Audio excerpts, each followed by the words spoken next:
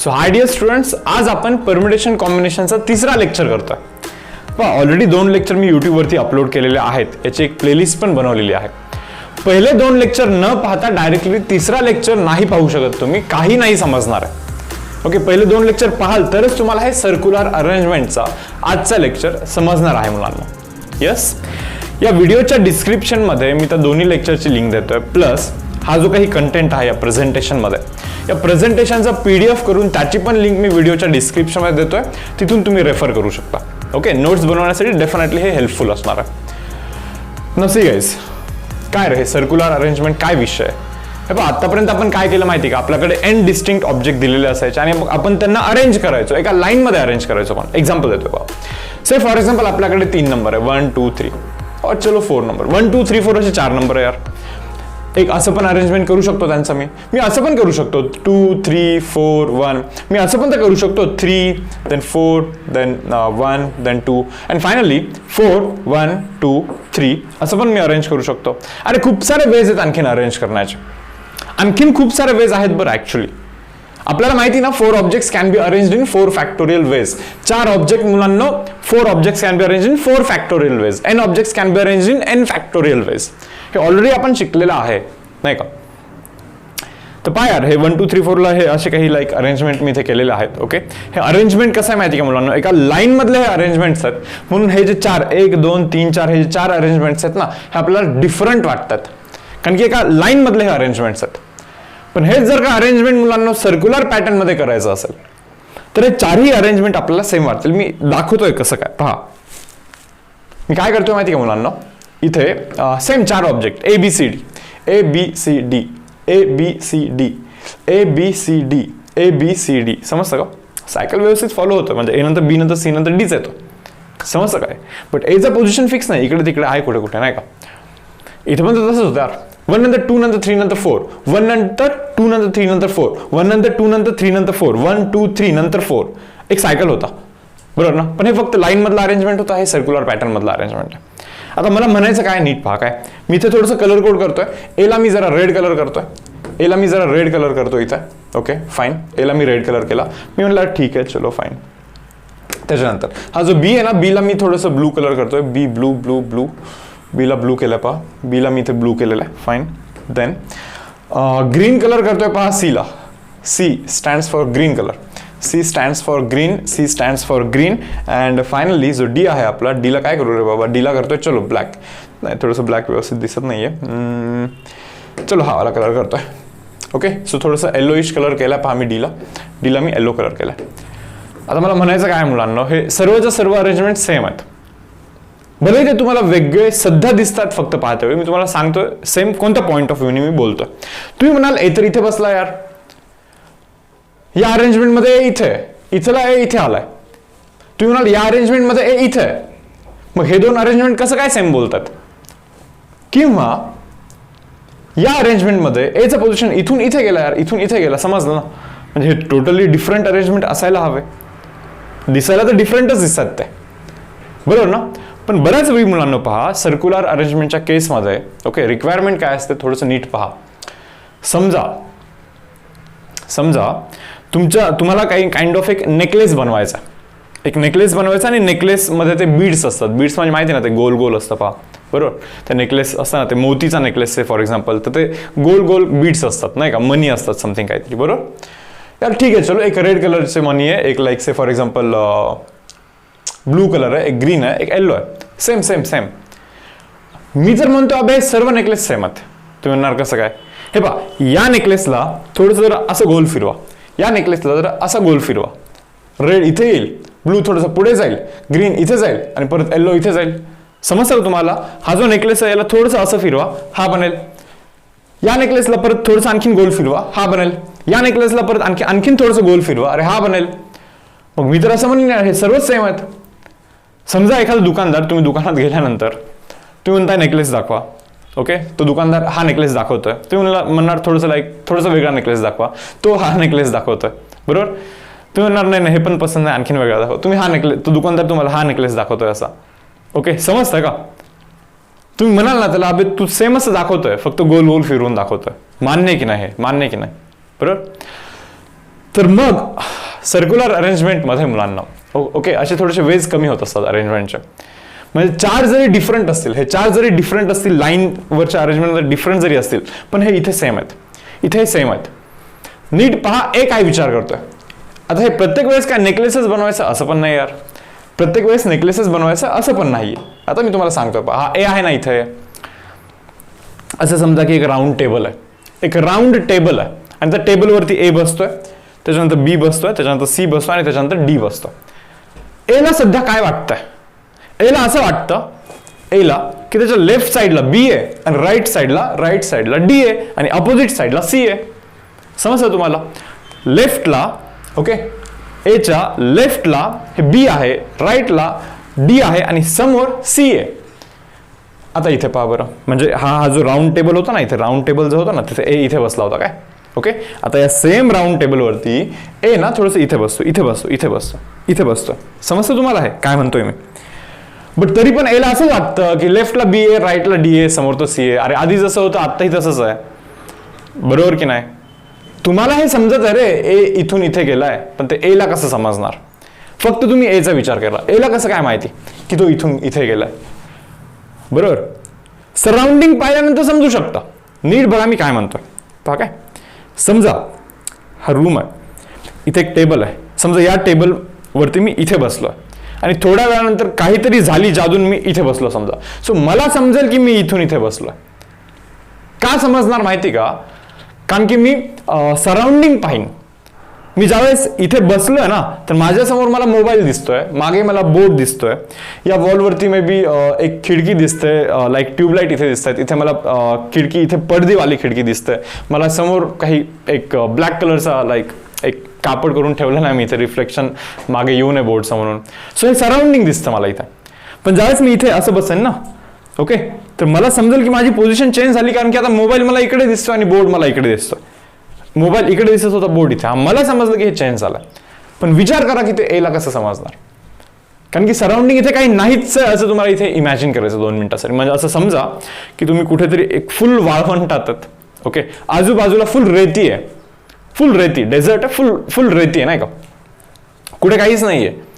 Okay काहीच, कोणतंच direction तुम्हाला काहीच माहित नाही, काहीच दिसत नाही इकडे तिकडे नाही का, काहीच दिसत नाही. बरोबर. विचार करा मग तुम्ही तिथे असा एक टेबल ठेवलाय, मग टेबलवरती तुम्ही इथे बसलाय, आजूबाजूला फुल रेती यार. ओके काहीतरी जादू झाली टेबलवरती तुम्ही इथे बसलाय आता. ओके डोळे उघडले तुम्ही, बघता आजूबाजूला फुल रेती आहे, तुम्हाला समजणारच नाही की तुम्ही इथून इथे गेलात. समजतं का काय बोलतोय मी. मग तुम्ही सराउंडिंगला बघणार आणि सराउंडिंग कोण आहेत, ए बी सी डी आहेत. ज्यावेळेस मी इथे बसलोय म्हणजे ए मी इथे बसलोय, बी इथे, सी बी इथे, डी इथे, सी तिथे. आणि जर का मी इथे चेंज होऊन बसतोय परत तेच आहे, बी इथे, डी इथे आणि सी इथे. सो त्याला समजणारच नाही की अरेंजमेंट ही चेंज झालेली आहे. ओके समजतं का. सो या पॉईंट ऑफ व्ह्यूने आपण ही गोष्ट शिकणार आहे मुलांना, त्या पॉईंट ऑफ व्ह्यूने आपण ही गोष्ट शिकणार आहे. बरोबर. तर आता इथे कसं करायचं असतं माहिती का, या चारही अरेंजमेंटला टोटली सेम पकडायचं असतं, सेम कन्सिडर करायचं असतं आपल्याला. बरोबर. आता होतं काय सांगतो मी तुम्हाला. आपल्याला माहिती आहे 4 ऑब्जेक्ट्स आहेत यार. 4 objects can be arrange in 4 factorial ways. हे आपण पाहिलं एका लाईनमध्ये 4 objects can be arrange in 4 factorial ways. पण आपण आता काय शिकलो की अरे यातले हे 4 तर सेमच आहेत. बरोबर ना. मग असे 4 अरेंजमेंट जर का दाखवाल तुम्ही मला, मग मी सांगेन की अरे हे एकच आहे. आणखीन 4 दाखवाल असे, मी म्हणेन अरे ते पण एकच अरेंजमेंट आहे. अरे म्हणजे 2 अरेंजमेंट झाले टोटल, म्हणजे 8 अरेंजमेंटचे 2 अरेंजमेंट झाले. हे पहा 4 अरेंजमेंटचे 2 अरेंजमेंट झाले. समजतं तुम्हाला. 4 अरेंजमेंटचे 2 अरेंजमेंट झाले. सॉरी यार काय बोलतो, 4 अरेंजमेंटचा एकच अरेंजमेंट झाला. हा एकच, हे सर्वजण एकच आहेत काहीतरी. 4 अरेंजमेंटचे 1 अरेंजमेंट, दॅट मीन्स 8 अरेंजमेंटचे 2 अरेंजमेंट होतील. म्हणजे बहुतेक मला वाटतं 4 ने डिवाइड करतात तो. 5 अरेंजमेंटचे 5 नाही सॉरी 12 अरेंजमेंटचे 3 अरेंजमेंट होतील. काय बोलतोय मी. बरोबर ना. असे 4 4 4 12 अरेंजमेंट आहेत. त्यातला हा एक अरेंजमेंट, हा एक अरेंजमेंट, हा एक अरेंजमेंट, तसे 3च अरेंजमेंट होणार आहेत. मग 12 अरेंजमेंटचे 3 कसे झाले, 4 ने डिवाइड केलं बहुतेक तुम्ही. बरोबर ना. सो गाईज 4 फॅक्टोरियल अरेंजमेंटचे ओके 4 फॅक्टोरियल डिवाइड बाय 4 इतकेच अरेंजमेंट होणार आहेत. मग ना 4 फॅक्टोरियल म्हणजे माहिती तुम्हाला 4 into 3 factorial divide by 4 cancel. So 3 factorial, that means 4 objects on a circular table can be arranged in 3 factorial ways. So similarly we can claim that n objects on a circular table can be arranged in n-1 whole factorial ways. n object मुलांनो n-1 whole factorial ways मध्ये arrange होत असतात. n objects can be arranged in n-1 whole factorial ways on a circular table. Circular arrangement असेल तर n-1 factorial ways मध्ये arrange होत असतात. But normally असेल तर n objects can be arranged in n factorial ways. 5 objects can be arranged in 5 factorial ways. But circular arrangement असेल तर n objects can be arranged in n-1 whole factorial ways. हे तुम्हाला इथे समजून घ्यायला लागेल मुलांना, बरोबर ना? सो आय होप तुम्हाला हे थोडं बहुत लाईक समजलं असेल. ओके, आता मी परत सांगतो, आणखीन थोडंसं लाईक गोष्टी आपण इथे डिस्कस करूया. तर हे कसं असतं माहिती का? This arrangement it is with respect to that particular individual और with respect to that object असं असतं ते. म्हणजे तो ऑब्जेक्ट काय विचार करतोय, किती अरेंजमेंट आहेत, ऑब्जेक्ट एवढे अरेंजमेंट लाईक इमॅजिन करतोय, कारण की त्या एला तर एवढेच अरेंजमेंट वाटतात ना. Okay, but table knows everything. With respect to table, these 4 objects can be arranged in 4 factorial ways. n objects can be arranged in n factorial ways. समजा असं विचारलं नाही का with respect to table, generally नाही विचारत, but तरी पण समजा टेबलला तर माहिती ना कोण कुठे बसलाय. इमॅजिन करा की तुम्ही टेबल एन बघता, इथे ए, इथे बी सी डी. ए ज्यावेळेस इथे गेलं टेबलला माहिती चेंज झाला ए. So guys with respect to table और विथ रिस्पेक्ट टू आउटसाइडर, म्हणजे जो बाहेर बसलेला माणूस आहे ना तो तर काय विचार करेल, हे 4 वेगळे अरेंजमेंट आहेत. So with respect to table और with respect to outsider n objects can be arranged in n factorial ways. Circular जरी असेल अरेंजमेंट तरी n फॅक्टोरियल वेज, कमी नाही होणार, कारण की बाहेरच्याला सर्व माहिती कोण कुठे आहे, त्या आतमधल्यांना माहित नाही अरेंजमेंटचा विषय काय इथे. आय होप तुम्हाला हे समजलं, बरोबर? आणखीन काही गोष्टी आहेत. ओके, पहा मी हे थोडंसं रब करतोय. पहा काय मुलांना, आता मी तुम्हाला इथे 2 अरेंजमेंट दाखवतोय. हे पहा, yellow, then red. Okay fine.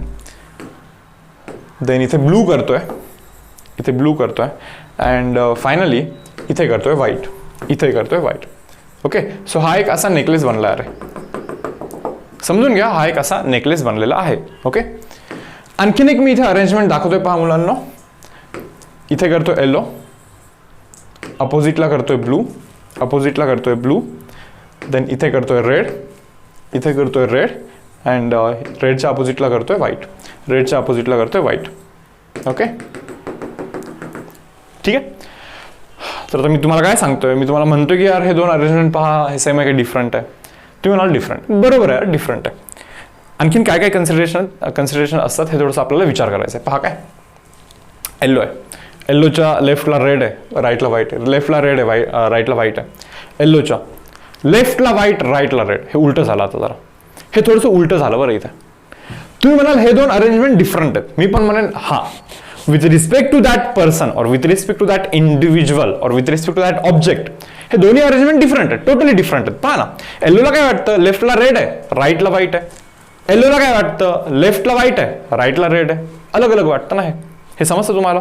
Okay.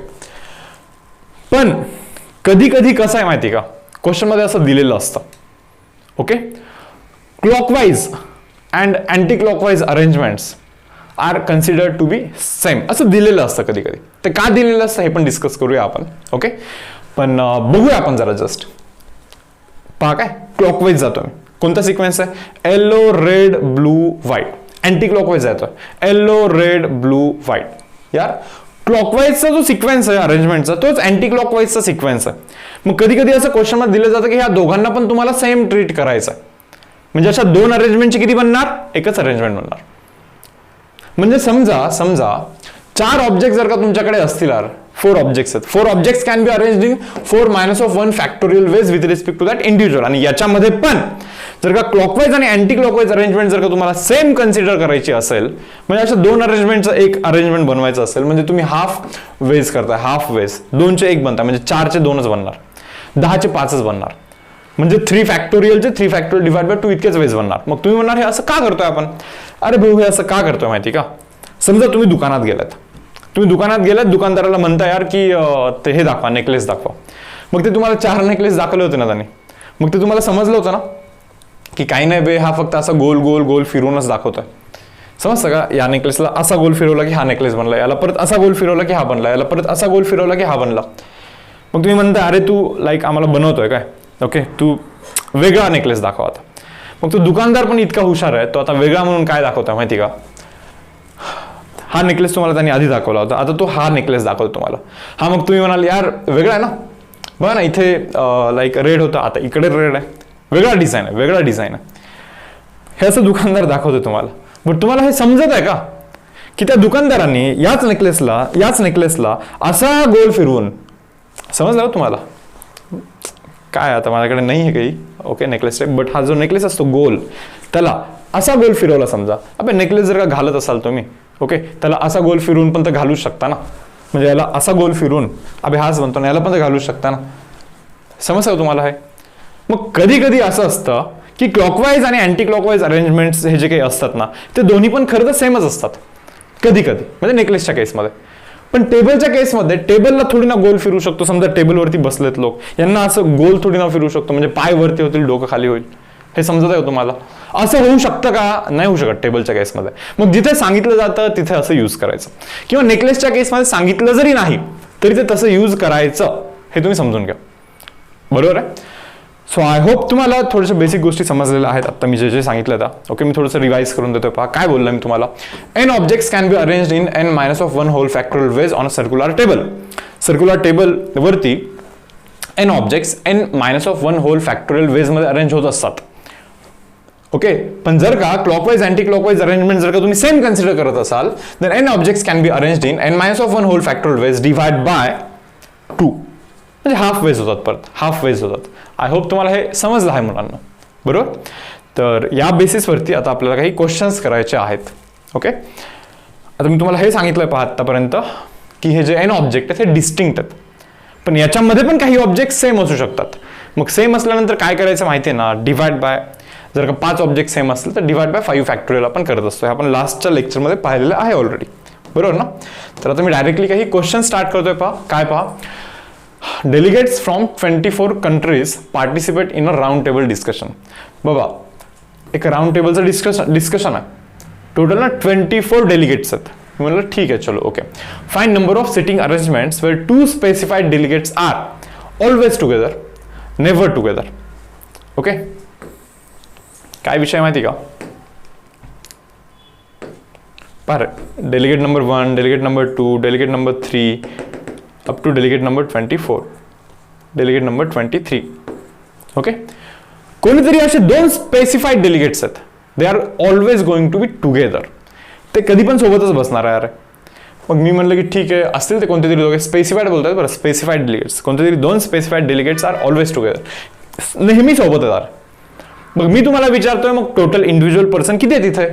हे पहा, D1, D2, D3 up to D22, म्हणजे 22 तर इथेच आहेत, आणि या दोघांना मिळून 23. So guys, there are 23 delegates and 23 delegates can be arranged in 23 minus of 1 whole factorial ways. एक नि कमी करायचं असतं ना, बरोबर? मग समजा 23 delegates can be arranged in 22 factorial ways. Fine, त्यातला एखादा वे मी दाखवतोय पहा इथे. D1, D2, D3, D4, D5, D6 असं करत करत D23 and D24. Okay, so असे अरेंज झाले. अरे D1, D2 असं 24 पर्यंत अरेंज झाला. हा एक वे मी तुम्हाला दाखवला. मग तुम्ही मला असा एक वे झाला ना, मी याचे 2 वे करून दाखवेन. तुम्ही म्हणणार कसं काय? मी काय करेन, हे सर्व असंच ठेवेन, बस यांना असं स्विच करेन. समजतं का? यांना असं स्विच करेन. मग मी म्हणेन की हा वेगळा अरेंजमेंट आहे ना. हे पहा, या दोघांना सोबतच ठेवायचा. तुम्ही या दोघांना सोबत ट्रीट केलं ना, so 23 delegates can be 23 individuals can be arrange in 23 minus of 1 whole factorial ways. त्यातला एक वे तुम्ही मला असं दाखवलाय. बट तुम्ही म्हणताय, आता मी म्हणतो तू एक वे दाखवला ना, मी त्याचा आणखीन एक वे करून दाखवतो, असं उलटा करून, म्हणजे डबल वे करून दाखवतो. मग तू एवढे वेज जर का सांगत असशील ना, तर मी याचे डबल वेज करून दाखवेन. Yes or no? सो आपल्याला असं सांगायला लागतं, this 2 delegates can be arrange in themselves in 2 factorial ways. So answer हे असणार आहे. पहा, ओके. आता हा जो सेकंड सबटाइप आहे, सेकंड सबटाइप मध्ये काय म्हणताय पहा बरं जर मुलांना.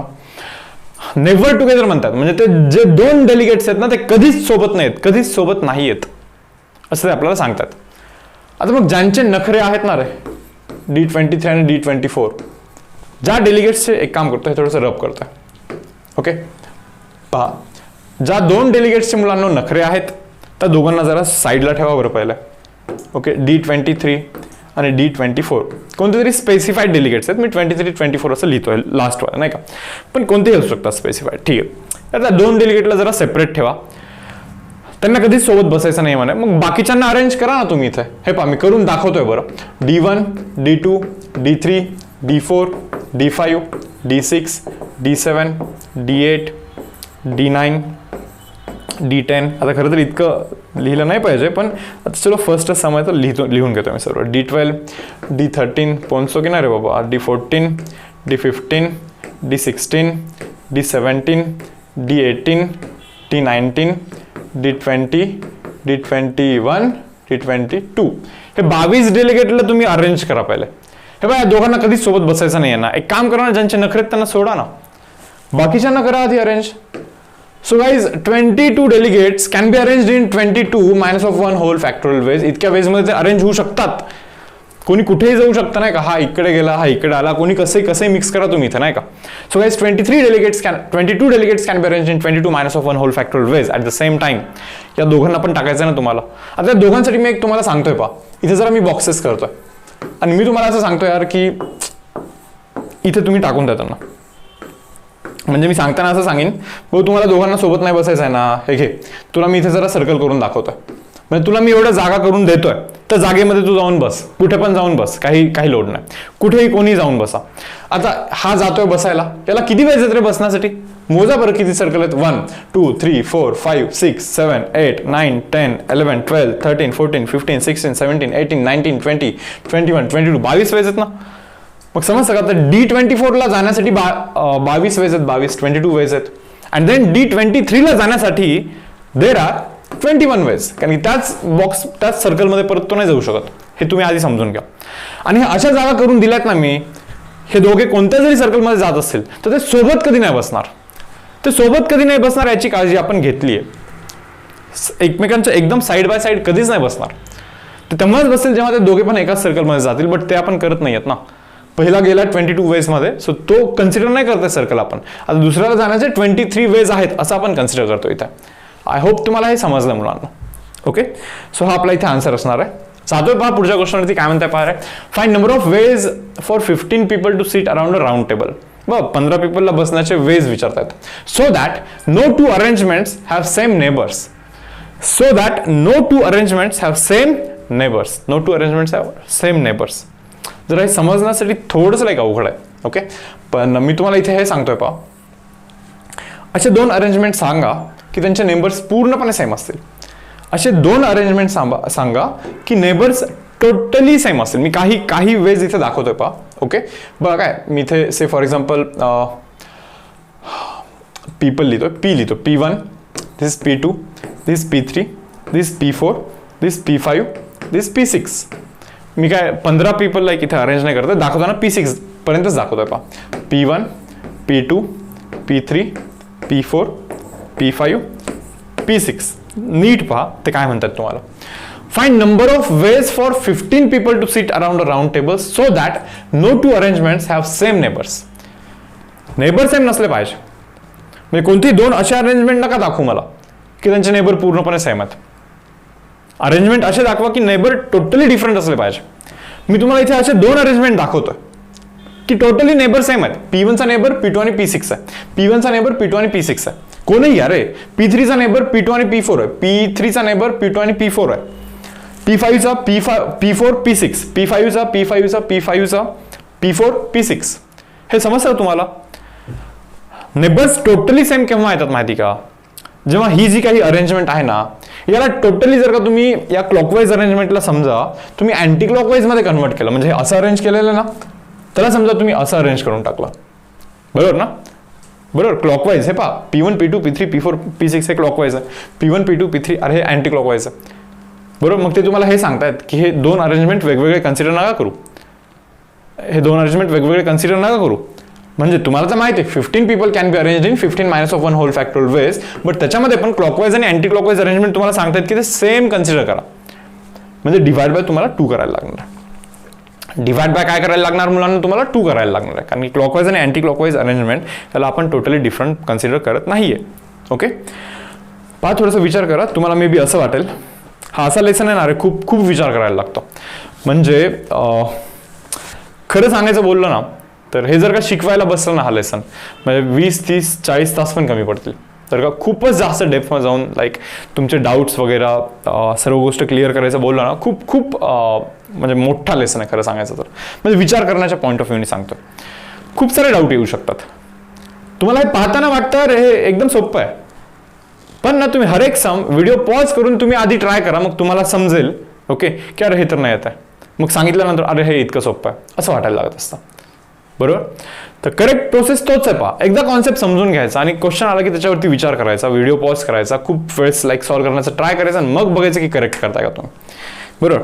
कारण की जितकं जास्त तुम्ही विचार कराल ना वेगवेगळ्या डायरेक्शननी चुका तुमचे जे थिंकिंग आहे ते डेफिनेटली रॉंग डायरेक्शनमध्ये पण गेलेच पाहिजे.